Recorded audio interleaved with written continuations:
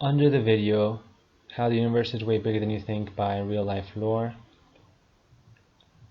which probably promotes the Big Bang. Let's see if it promotes the Big Bang myth. Hold on. Of course they do. Well, they promote the moon landing hoax and other crap. They're mainstream, so they say whatever the mainstream teachings are. They never think for themselves, they never have their own arguments on the nature of reality. So someone said that the universe is expanding fast. So he's promoting the Big Bang lie, perpetuating the lie, and he says fast, emphasis on fast. More on this later. Then someone said, an atheist fanatic said, well actually at first I said, constellations never changed in thousands of years, which proves the Big Bang never happened. See more in my series Crushing Atheist Myths.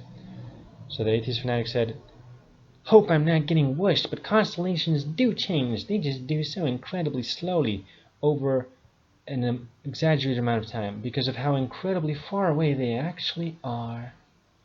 And the Big Bang itself isn't proven, but remains a decently solid theory that explains why we are able to observe the expansion of the universe at its current rate. I'd love to hear about the rest of the atheist myths that he says I crush, and he puts that in quotation marks, but it doesn't show up here. There's no option for read more in this situation because YouTube is dumb. So they change but can't be detected to have changed. Only the gullible would believe that lie. Diffraction explains redshift.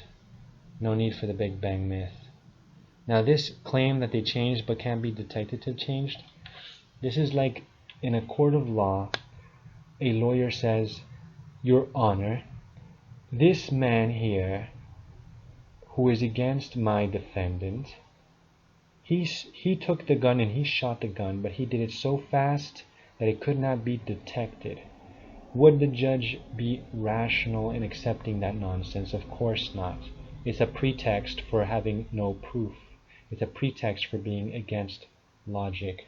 Logically, if the universe exploded, aka expanded violently, then the constellations would not be the same in thousands and thousands of years. That makes no sense. That's stupid. Anyway, only the gullible would believe that lie. Diffraction explains redshift. No need for the Big Bang myth.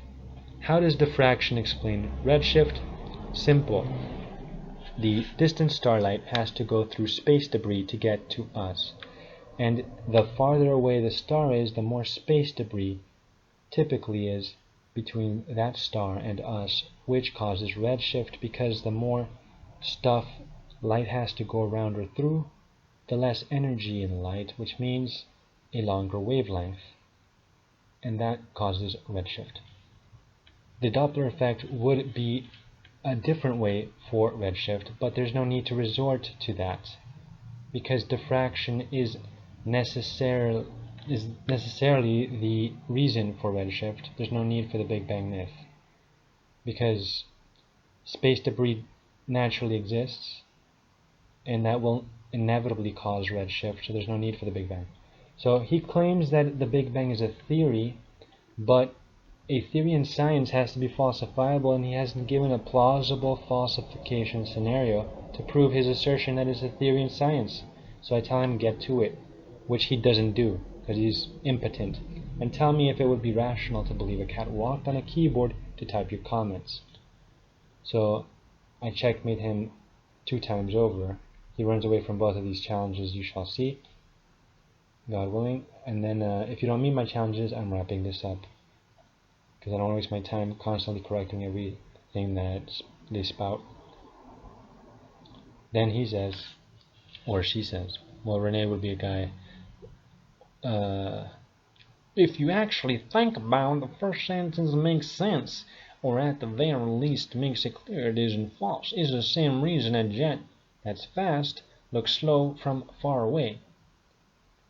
The thing about this is that this is a case of a jet moving in What, 1 minute? Yeah, in 1 minute it doesn't look like it moves much, even though even in 1 minute you can see a little bit of change from the naked eye.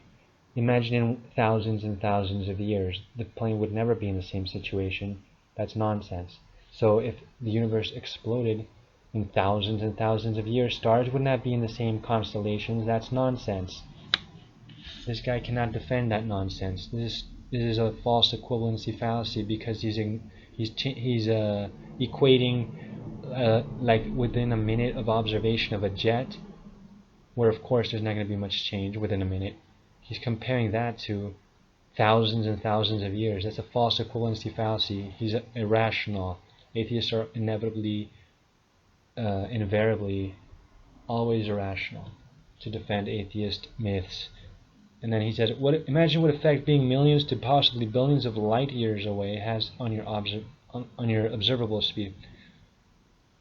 First of all, light speed cannot be measured accurately because there's no instrument fast enough to keep up with light. So this guy doesn't even know about that, but that's a different topic. And so if something is exceedingly far away, that does not mean we cannot see it move. What is a comet? What is a shooting star? We can see them move even though they're extremely far away. So twinkle, twinkle, little star. Look at the comet, how far it moves in 1 minute. So how much more would a constellation be moving around? The constituents of it would be moving around, distorting it. In not even 1,000 years, not even a century, in 1 year, if the universe exploded, the constellation would cease to exist. It would be disfigured beyond recognition. There would be no more. Anyway, he says there is none to observe. It's just impossible to observe with today's technology. Well, that's a lie. We can see stars. The ancients could see stars. They invented constellations linking those stars. And we have the same exact constellations thousands and thousands of years later, within 6,000 years of nature existing. So this guy is lying through his teeth. People like this are disgusting. I hate them. I forgive him for wasting my time, but I hate liars. I hate them. I hate them. Anyway, so he says no need for me to explain everything to you. So this is his pretext for not dealing with my questions. He runs away from my questions. There is a need for him to answer my questions, because if he doesn't, he's a coward and I win the debate. So I checkmated him 2 times over. And then he says the Big Bang isn't random. And then he says scientists are behind it. Scientists. Yeah, like the scientist who said that Tasmanians are missing links. Yeah, scientists came up with that too. Don't be gullible. Don't be gullible. Decades of observation is irrelevant. That doesn't prove them right. That's a non sequitur. That's a red herring fallacy. More illogic from the atheist fanatic. What else? And then he says scientists are more qualified, knowledgeable, and smarter than you will ever be. So ad hominem fallacy, ad verecundiam fallacy, bandwagon fallacy, just irrational upon irrational. It's a stack of shit argument that this guy has. Scientists and doctors used to recommend smoking. This guy would be smoking and saying, the doctors are more qualified and knowledgeable and smarter than you will ever be, and they say smoking is good for you, so why aren't you smoking? You must be an idiot because you don't smoke. That's how rational this atheist is. If he were consistent, that's how he would be back in the day. In the days of black and white television when doctors recommended smoking. Then he says scientific consensus. Well, this is actually a lie. There is no scientific consensus, because that would mean all scientists agree. There are creationist scientists on my side. They are a minority because the majority gets paid to go with the flow. That's why they go with the flow. Because 1, indoctrination, 2, money. How are you going to get funding if you contradict the establishment that gives the funding? Conflict of interest. But of course, in theory, scientists want only the truth. In theory, they are robots with no feelings. In theory, they have no bias. But that's not reality, is it? No, it's not. Of course it's not. Darwin's a racist idiot and he's in hell right now. You're going to meet him. Let's continue with the shit. He says they dismissed my redshift theory.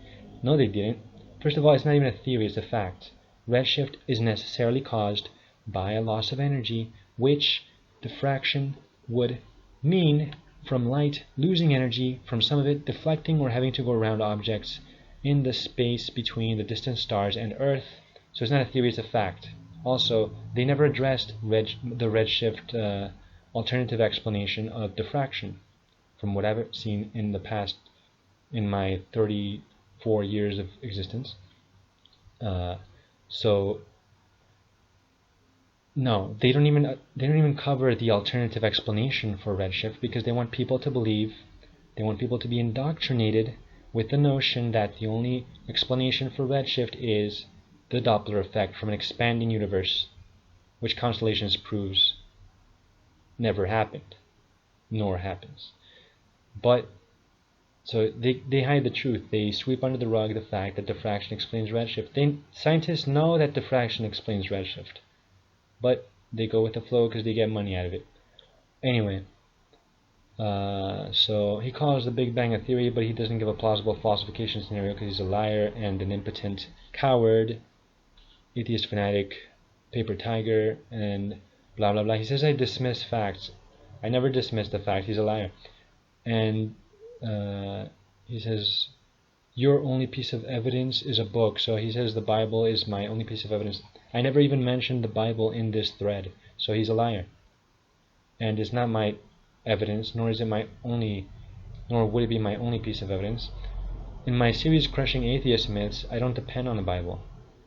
If I point out the Bible, I just show how the Bible matches objective reality. Anyway, I don't know who this is, who cares. And then he says, I'm trying to spread my beliefs. I'm just showing people that their beliefs are wrong so they're not going to hell. My intention is there's eternal salvation, but his intention is to fit in because he's a pathetic, herd mentality having animal. According to his own paradigm, he's an animal. So you didn't answer my question. I asked you to give a plausible falsification scenario. You failed. I asked you to tell me to answer this question, but you failed. You got checkmated 2 times over. Pathetic. Pathetic how these paper tiger pseudo-intellectuals are. They're so pathetic and weak. So these are the fallacies he committed. Ad verecundiam scientists, ad populum scientists. Emphasis on plurality here. That's the ad populum. The fact that they are scientists is irrelevant. A scientist takes a shit. It's not scientific shit just because they're a scientist. Just because they have a view doesn't make it right. That's the ad verecundiam fallacy. He's a damn gullible person. Argument from incredulity. No way, you're right and the establishment is wrong. I paraphrase the gist of his gullible, non-free-thinking, malicious shitpost. Ad hominem fallacy. Smarter than you. Also, petitio principii, circular reasoning. If they're smarter than me, how come they contradict themselves, saying, as you regurgitated, that redshift is due to the Doppler effect, which occurs only with significant speed? Yet at the same time, you say the universe is expanding slowly, so slowly that no one can see it expanding. Pay attention, folks. This proves that the establishment contradicts itself. This is more proof that Big Bang believers don't know what they're talking about, or they do and are lying through their teeth. So, more fallacies and fallacies. He says that consensus, democracy isn't science, it's just mass subjectivity. So I told him I won't read more because of his shit, because it'll be more running away from my challenges and endless fallacies. Diffraction explains redshift. The Big Bang is obsolete. His denial is a lie. Science never proved that diffraction doesn't happen with distant starlight. He never proved that claim. He's a liar. Special pleading there, pretending that diffraction doesn't apply there. It always applies. It ridiculous how irrational, gullible, and malicious your ilk are. Malicious putting me down, saying smarter than you. What? It's not about me. It's not about their person. It's about the arguments and the facts, and they don't have facts. They just contradict themselves, as I proved. So yeah, gullible people like that atheist fanatic will always be there to eat their shit and call it chocolate.